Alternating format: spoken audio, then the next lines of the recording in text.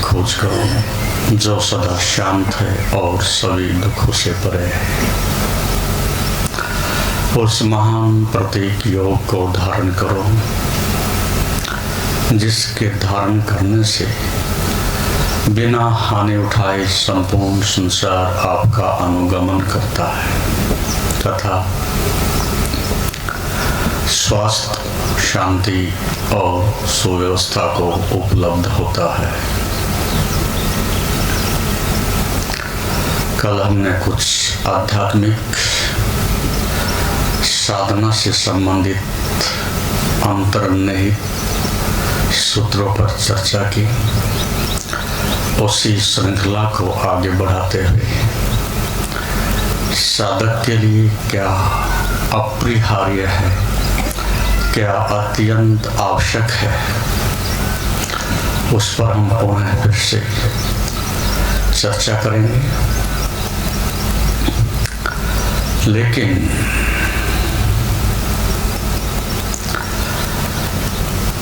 इन आध्यात्मिक सूत्रों के साथ एक बात सदैव स्मरण रखने जैसी है कि सुनने से कुछ भी नहीं होगा। ये बात सदैव आपकी स्मृति में रहे। वेदांत के 3 आधारभूत सूत्र हैं। वेदांत ने 3 चरणों में मनुष्य को मोक्ष तक, मुक्ति तक, दुखों से मुक्त करने तक की व्यवस्था की है। सर्वप्रथम वेदांत का ऋषि कहता है कि 3 चरणों में मनुष्य अपने परम केंद्र तक, परम सत्य तक, परम आनंद तक पहुंच जाता है और कुछ भी अड़चन नहीं है इस बात के लिए, लेकिन हमारे लिए बहुत अड़चन है। सर्वप्रथम वेदांत कहता है श्रवण पहला सूत्र है, मनन दूसरा सूत्र है, निधिध्यासन तीसरा सूत्र है, अर्थात तीसरा चरण।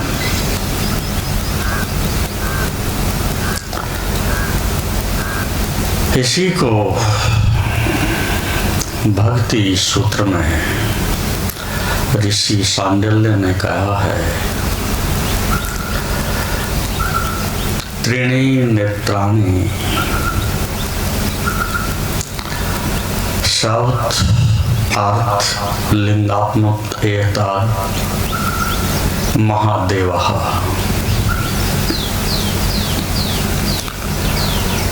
शब्द से, लिंग से और अक्ष से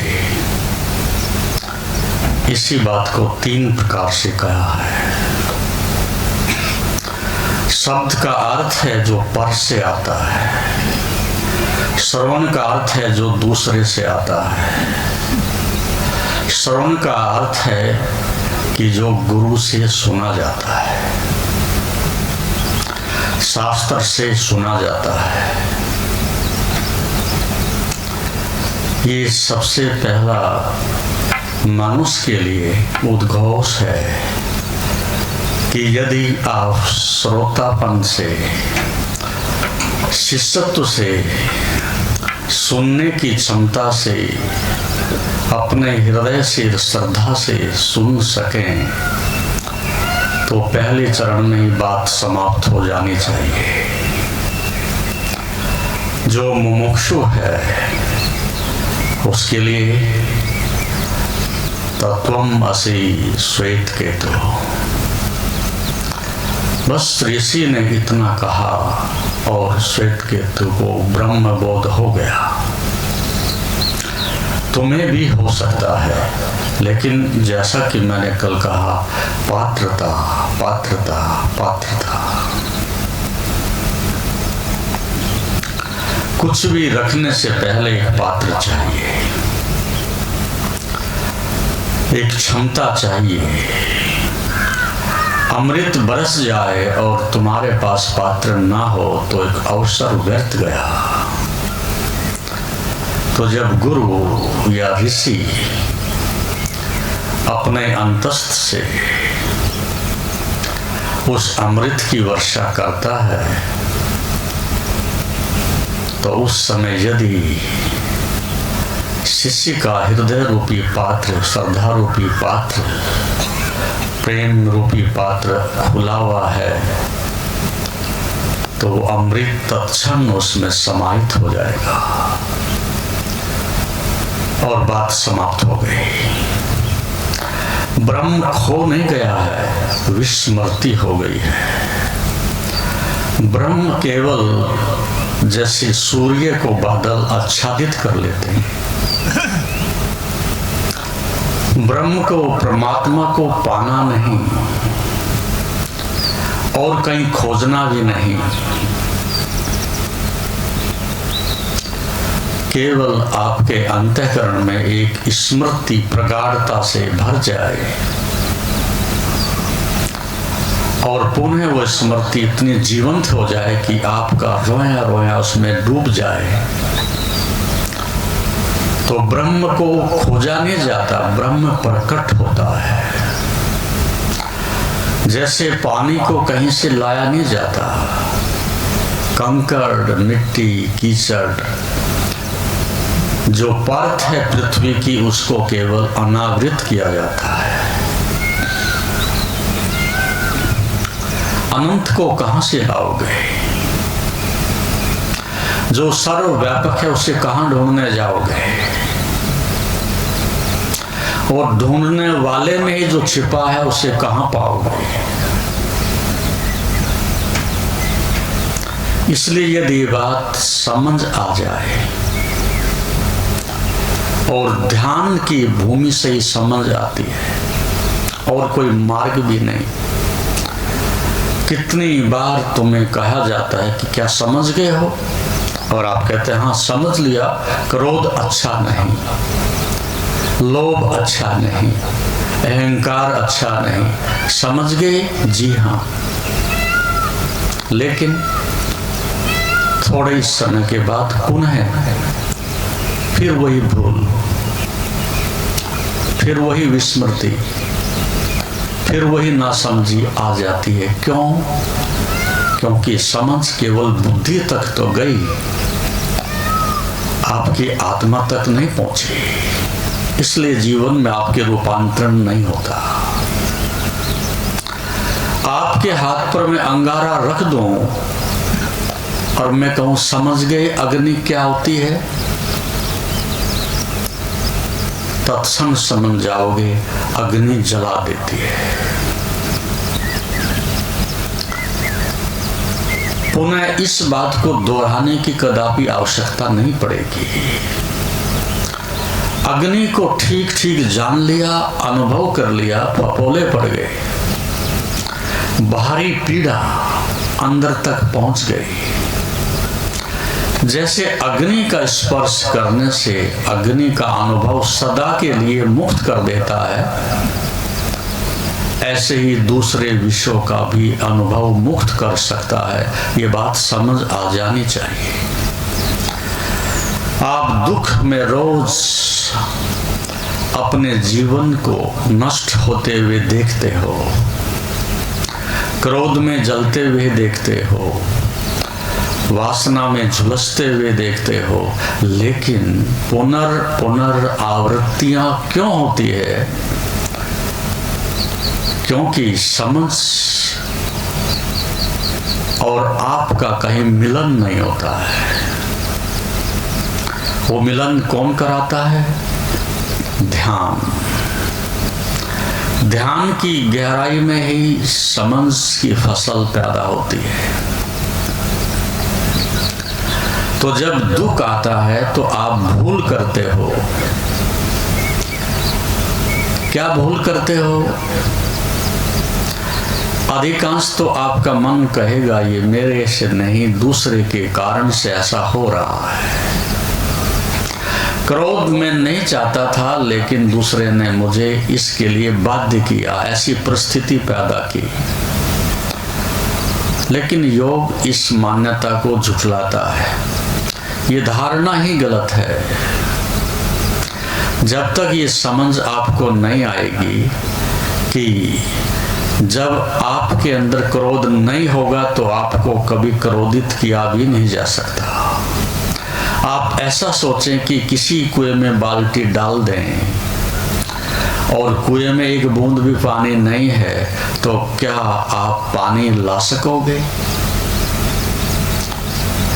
ठीक आपका मन, अंतःकरण भी इच्छा से, क्रोध से, कामना से रिक्त है, तो दूसरा व्यक्ति कितनी भी उसमें बाल्टियां डाले, कितनी भी प्रतिक्रियाएं करें, वापिस ही लौटेगा। तो क्रोध के होने के लिए प्रकट तुम्हारे पास पहले क्रोध होना चाहिए। Action and reaction are the equal and opposite. प्रत्येक क्रिया के विपरीत एक प्रतिक्रिया होती है। इसी को हम सापेक्षता का, रिलेटिविटी का, आइंस्टीन का नियम कहते हैं।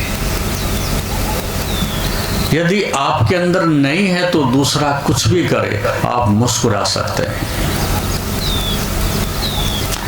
बुद्ध को किसी ने गाली दी, अपमान किया, उसके मुख पर थूका। उस व्यक्ति ने कहा, क्या तुम्हें क्रोध नहीं आता? बुद्ध ने कहा, यदि आप 10 वर्ष पहले मिलते तो क्रोध भी आता, मारपीट भी होती, एक दूसरे को लहूलुहान भी करते। आपने बहुत देर कर दी। अब वहां कोई है नहीं जो उत्तर दे, कोई है नहीं जो जले और अनावश्यक रूप से कष्ट पाए। तो आपका अज्ञान आपको सजा देता है। आपका अज्ञान, आपकी मूर्छा, आपकी अनुभवहीनता, आपकी नासमझी आपको सब प्रकार से दुख देती है। तो जैसे जैसे ध्यान बढ़ता है तो आपको पता चलता है आपके मन और इंद्रियों में इतनी सेंसिटिविटी, इतनी संवेदनशीलता होती है कि आपको दुख की तरंगें उठती हुई दिखती हैं। यदि दुख की पीड़ा को आप देख सकें तो दुख से मुक्त हो जाओगे। जैसे अग्नि की पीड़ा देखी, हाथ जल गया, ऐसे ही मन की पीड़ा, दुख की पीड़ा को आपने अंदर अनुभव किया तो यही दुख से मुक्ति का उपाय है, और कोई उपाय भी नहीं है। जानना ही मुक्ति है और कोई मुक्ति का उपाय भी नहीं। अनुभव मुक्त कर देता है। तो जो आपकी स्मृति में आ गया, जो आपने देख लिया, सुन लिया, भोग लिया, वो बराबर आपका पीछा करता है जब तक उसका प्रतिप्रसव नहीं हो जाता। और प्रतिप्रसव तभी होता है जब आपने देखा हो कि क्रोध जला देता है, दुख शरीर में कंपन पैदा करता है, सारे शरीर को, मन को विषाक्त कर देता है। तो जब दुख आए तो आपकी दृष्टि दूसरे पर नहीं होनी चाहिए। जब क्रोध आए तो दृष्टि दूसरे पर नहीं होनी चाहिए, दृष्टि स्वयं के ऊपर होनी चाहिए। ये जागने का पहला सूत्र है। संसारी आदमी एक ही भूल करता है, जब भी कुछ गलत होता है दृष्टि दूसरे पर होती है। अहंकार सदैव ऐसा ही करता है, लेकिन समझ से भरा हुआ मन, सकारात्मक मन सदैव यही देखता है कि मेरे अंदर क्या घटित हुआ है। ये तूफान, ये उथल पुथल, ये अकस्मात कैसे पैदा हो गई है। तो क्रोध उठे कि काम उठे कि लोभ उठे कि दुख उठे, तत्क्षण आंख गाड़ करके उसको देखना आरंभ करें। तो आप पाएंगे तत्क्षण वो रूपांतरित हो जाता है।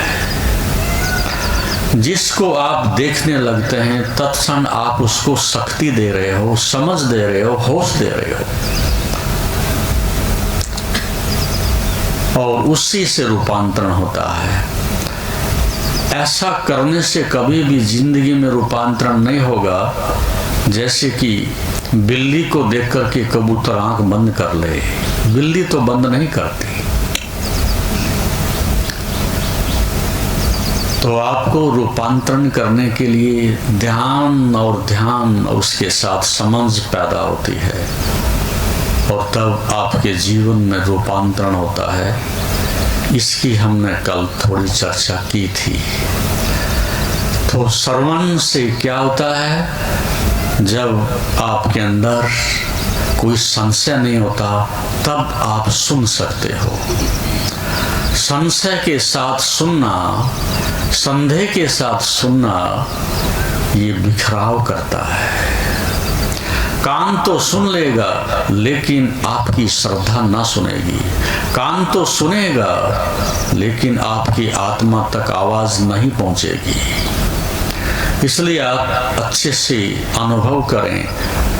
कान एक बाहर का उपकरण है, लेकिन कान के पीछे एक कान और भी होता है जिसको हम सूक्ष्म शरीर कहते हैं। आँख के पीछे एक आँख और भी होती है जो सूक्ष्म शरीर में होती है। प्रत्येक इंद्रिय के पीछे एक दूसरी सूक्ष्म इंद्रिय होती है।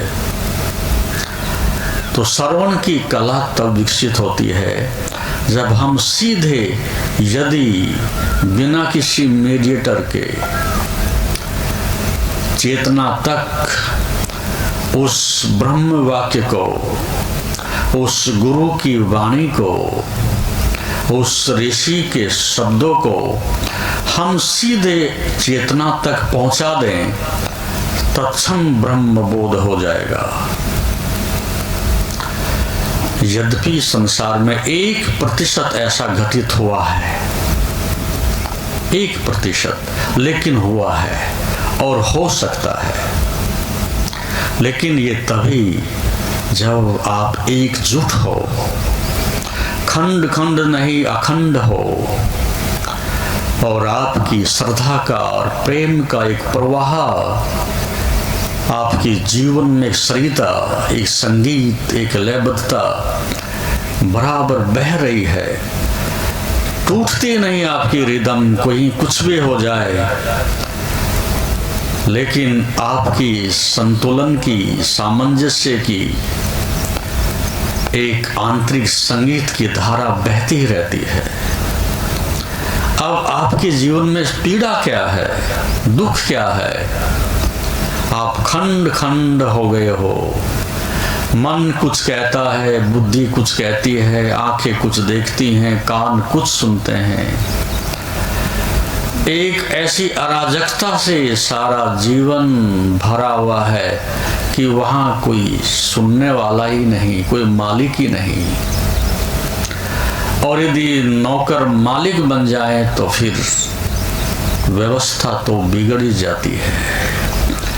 यही है खंड खंड होने का अर्थ, कि तुम्हारे नौकर तुम्हारे मालिक बन गए हैं, और यही तुम्हारे जीवन के दुख का कारण है। क्योंकि नौकर की हैसियत क्या है, नौकर की योग्यता क्या है, और वो तुम्हारे पर शासन कर रहा है, तो आप अपने शासक कभी भी नहीं बन सकते। इसलिए साधक के लिए सदैव इस बात की मांग रहती है कि खंड खंड नहीं, उस अखंड को अखंड होकर के ही पाया जा सकता है, अखंडानंद। लेकिन आप अपनी दयनीय स्थिति को देखो, प्रतिपल सब बदल रहा है। मन में इतने विचारों की भीड़ चल रही है, सुबह कुछ, दोपहर कुछ, रात्रि को कुछ, खंड खंड होके तुम्हारा अस्थि पिंजर, मन, विचार, बुद्धि सब बिखर गए हैं। तो ध्यान का अर्थ है इन सब को एक संतुलन में लाना। ध्यान का अर्थ है इन सबको शत्रुवत नहीं, मित्रवत एक अंतस की अवस्था से, एक बोध की अवस्था से जोड़ना। जो बिखर गया है उसे पुनः एकत्रित करना। तो ये एकाग्रता से, ध्यान से ही संभव है और कोई साधन नहीं है। तो सर्वप्रथम श्रवण, श्रोतापन, श्रावक, शिष्यत्व, सुनने की क्षमता। जिस हृदय में कोई तरंग नहीं उठती संसार की, खाली है, रिक्त है,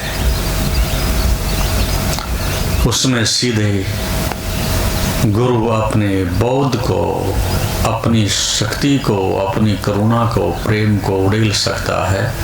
जिसको शक्तिपात करा है, लोग कहते हैं कि शक्तिपात हुआ। दीक्षा में ऐसा तभी होता है कि दीक्षा का पात, शक्ति का पात नहीं, शक्ति उस पात्र में जाकर के समाहित हो जाती है। गागर खाली है और उधर से वो शक्ति उसमें संचालित हो जाती है। वो दीपक बुझा हुआ है और उधर गुरु का प्रकाश उसको प्रज्वलित कर देता है। लेकिन ये सब पात्रता से होता है। तो इसलिए कितनी बार ऐसा हुआ कि गुरु ने आंख में आग डाली और बात हो गई। निर्दोष और सरल आंखें थी और तत्क्षण आंखों से उसको पी लिया गया। इसलिए हम परमात्मा को ऐसा नहीं कहते कि सुना, हम कहते हैं परमात्मा को देखा। इसलिए आंखें अग्रिम हैं, आंखें अनमोल हैं। दर्शन और दर्शन वो आंखों से ही संभव है, इसलिए अंधे के लिए संभव नहीं है।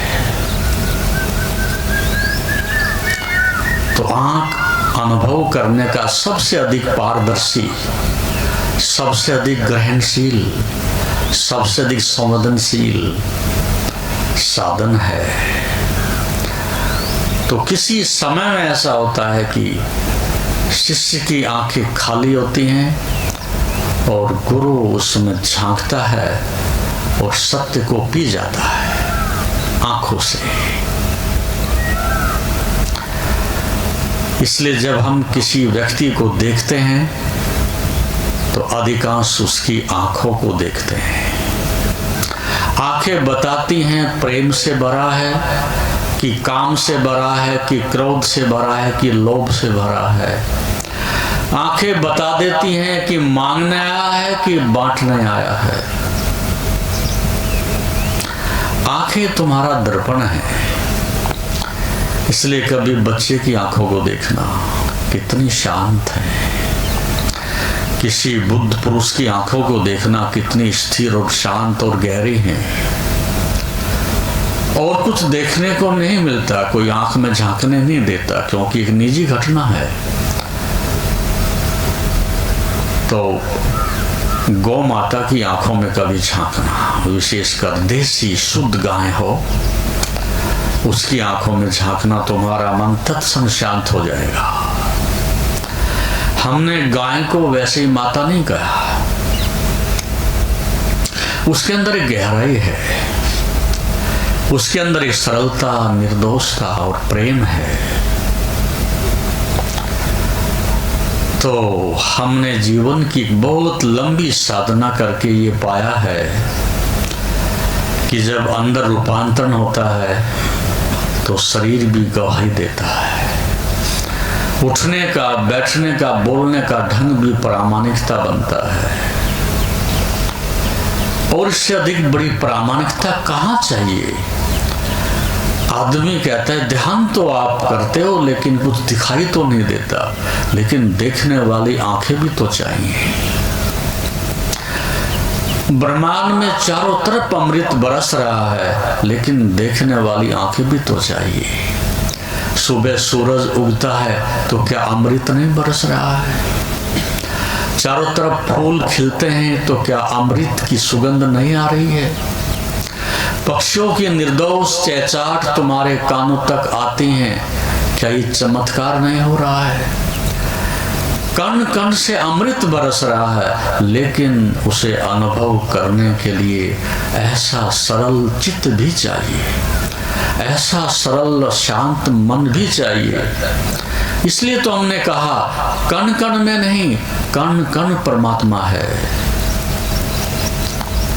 वो तभी अनुभव होता है जब तुम्हारा मन, बुद्धि और इंद्रियों के अलावा सीधे चेतना से संबंध जुड़ता है। क्योंकि इंद्रियां भी कुछ बचा लेती हैं, पूरा नहीं पहुंचाती, क्योंकि वो अपूर्ण है। इंद्रियां अधूरी हैं, मन अधूरा है, बुद्धि अधूरी है। जो भी वाक्य जाता है उसमें कुछ ना कुछ पी जाती हैं, कुछ ना कुछ जोड़ देती हैं। शुद्धतम पूर्ण वाक्य वहां तक नहीं पहुंचेगा। इसलिए सुनने से नहीं होता जब तक उसके साथ चेतना नहीं जुड़ती। तो दो प्रकार से कर्म होता है, एक मूर्छा में केवल इंद्रियों से, और एक साक्षी से। जब साक्षी जुड़ जाता है तब परम चेतना और कर्म दोनों मिलकर के अमृत प्रकट करते हैं। तब ये कर्म मुक्ति का दाता है। साक्षी के आते ही कर्म मुक्त कर देता है। तो पहली यात्रा है पर से स्वे की यात्रा, गुरु और शिष्य की यात्रा, शास्त्र की यात्रा, शब्द की यात्रा। जैसा मैंने कहा त्रीणि नेत्राणि, तीन भगवान शिव के जो नेत्र हैं, उसमें से पहला श्रवण, दूसरा मनन और तीसरा निधिध्यासन। शेष हम फिर चर्चा करेंगे। इसका विस्तार और विस्तार होता जाएगा। और तुम्हें कुछ ध्यान के लिए आए हो, कुछ अनुभव करने के लिए आए हो, कुछ क्रियात्मक रूप से करने के लिए आए हो, उसके लिए प्रयास करेंगे। अब आप सीधी रीढ़ की हड्डी करके पूर्णतः चेतन होकर के, आलस और प्रमाद से रहित होकर के, अत्यंत प्यास और श्रद्धा के साथ, सकारात्मक बुद्धि और मन के साथ साधना की तरफ अभिमुख हों। जैसे कोई व्यक्ति वो महान कार्य करने के लिए, किसी श्रेष्ठ उपलब्धि के लिए एक आयोजन करता है, एक व्यवस्था बनाता है।